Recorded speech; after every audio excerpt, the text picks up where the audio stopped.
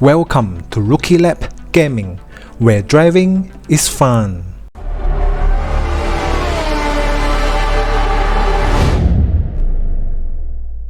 Hello, welcome to my channel, and today I'm going to talk about the beginner's tips to begin your simulation rallying journey.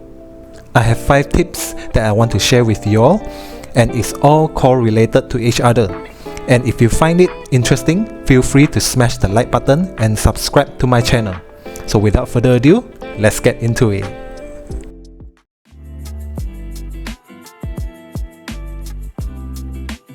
Rallying is a form of motorsport where a driver and a co-driver navigates through a specific routes within the specific stages. The route usually consists of gravel, tarmac, snow, or combination of all.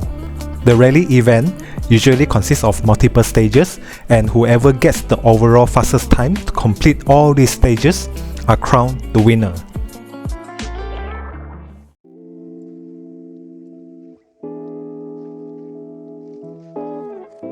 So during the rallies, the co-driver, known as the navigator, will read out the pace note, which provide the instruction to the driver.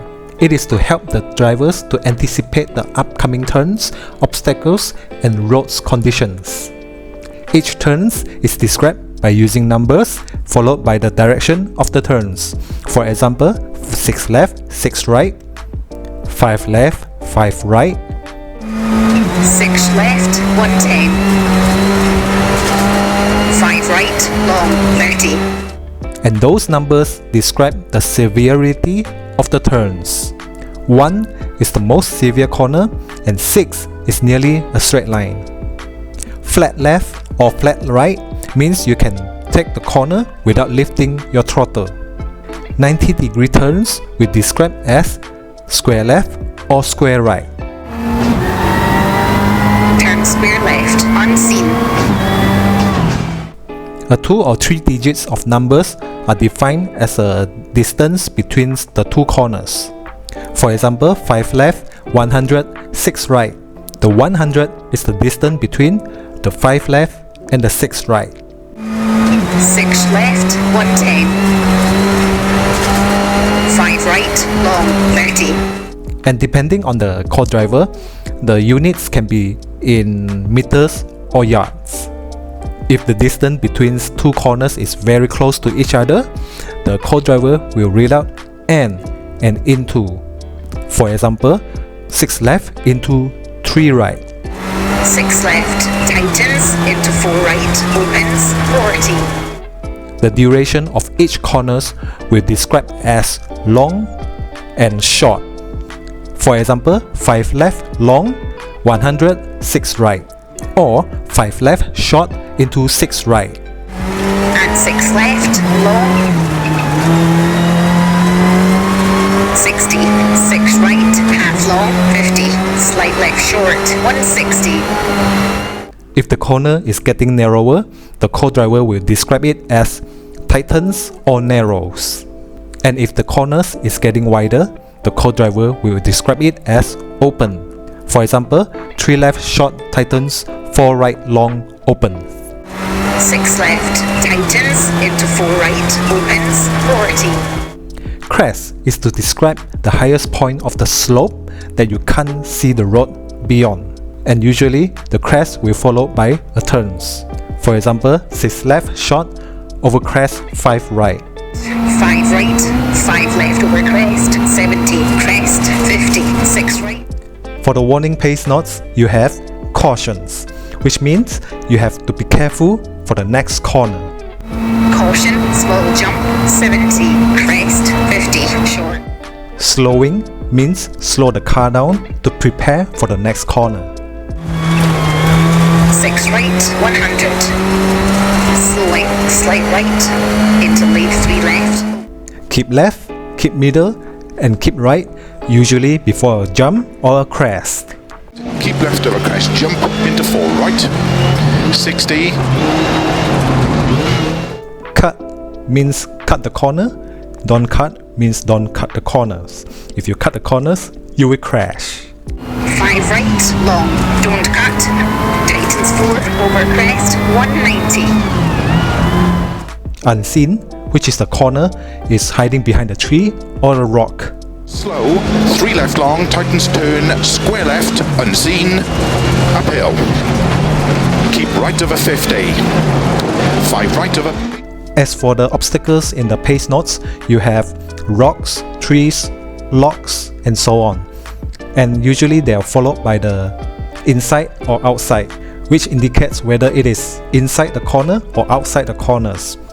For example, caution, tree right, rock inside. Turn 1 right, don't cut, rocks inside. 100. 1 left, logs outside.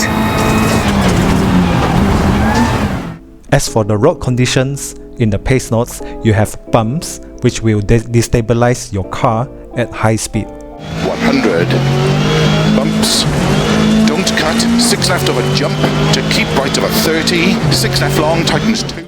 Dip, which is when the road will have a sudden low point and then up again. 3 right sharp, through dip, 90. Leave 1 left. Water splash, which indicates there is a water puddles which will destabilize your car or slow down your cars. 30, water splash, and right over jump, 50, 1 left short, don't cut. Bad camber, which is where the road is tilted away from the corner and it will cause your car to lose grip. 3 left long, opens over crest, bad camber. 6 right over crest and turn square right through gate.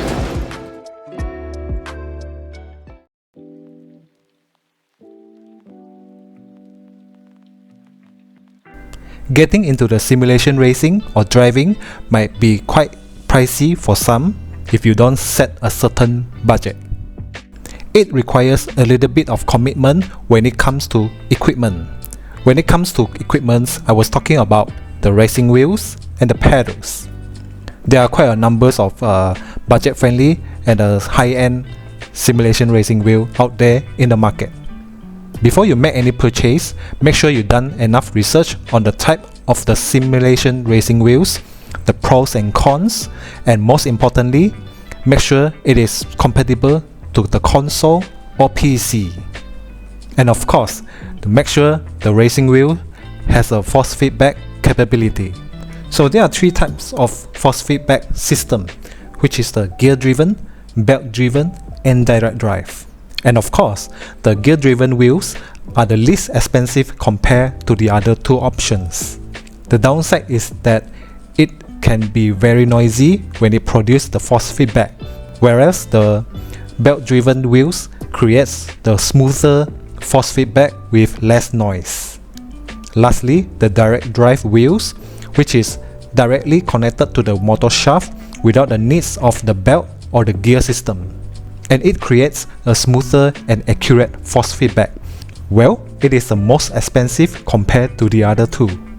Once you set up your simulation racing wheels, you can consider having a shifter specifically for the hash pattern manual rally car and a handbrake, which is an essential part for the simulation rallying.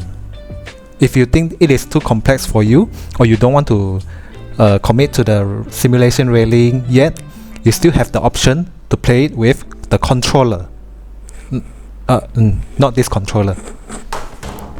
I mean this controller, which also provides a fair amount of excitement. And of course, once you get your equipment settled, it is just open a new door for your simulation journey. You can be an F1 driver, a GT driver, a rally driver, and a truck driver. You will have tons of fun on your simulation driving journey. In terms of simulation rallying, I highly recommend you to try the Dirt Rally series, Dirt Rally 1, Dirt Rally 2, and the latest EA Sports WRC, which provide quite a challenge for the beginners. WRC 10 is also quite a good start. WRC generation is not great. So after you understand what is rallying, you understand the pace notes, and then you have set up your equipment, you boot up the game, and then you start to play. But you keep crashing like mad, like you don't know how to drive. So the next tips is to understand the vehicle's dynamics.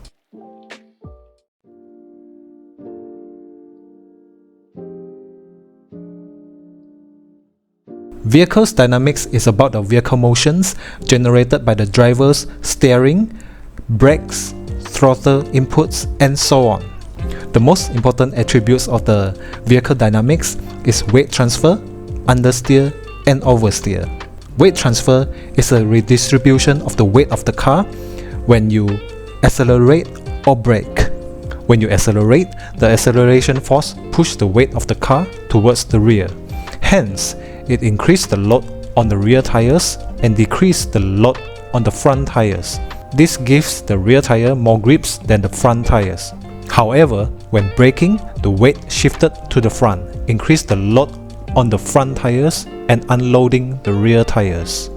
When turning into the corners, the weight shifted to the outside tires while increasing the load and decreasing the load on the inside tires. Whenever the loads of the tires increase, it will provide a lot of grips, but only to an extent.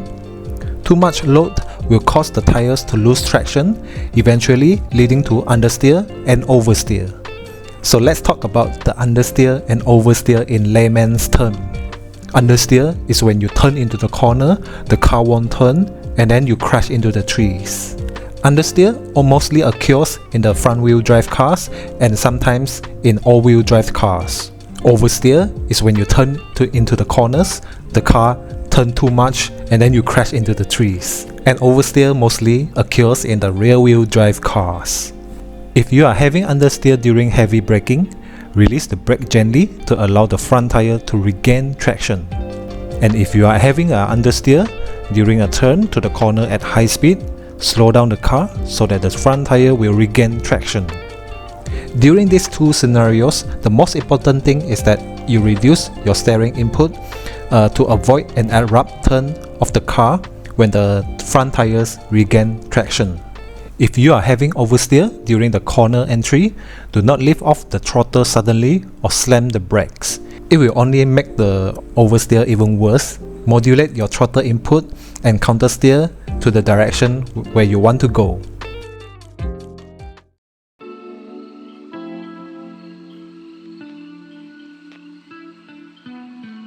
Once you understand the fundamental of rallying and the vehicle dynamics, it is quite tempting to start off with a high horsepower car in the simulation rally game. But I have to say, those cars are very tough to drive. I recommend that beginners start slow. Start with the historic car, where you can get the hang of the car and see how the vehicles react in certain situations and so on. In the beginning, you just need to try to complete a stage without making any mistakes. And driving slowly and consistently is the key. And once you build up your confidence, you can start driving a higher tier car. The best way to start is to play the career mode, where you start in a slower car and move your way up to the faster car. In career mode, you can set the AI difficulty to suit your preference, and you can also test out the car setup to suit your driving style. You will have tons of fun playing career modes. Well, that's it for the beginner's tips to begin your simulation rallying journey. I hope this information is useful to you. So now is your time to write your own simulation rallying journey. Have fun! Alright, that's it for the beginner's tip video. I hope you like it. Feel free to smash the like button and subscribe to my channel to see more content in the future. Until then, I see you next time. Ciao!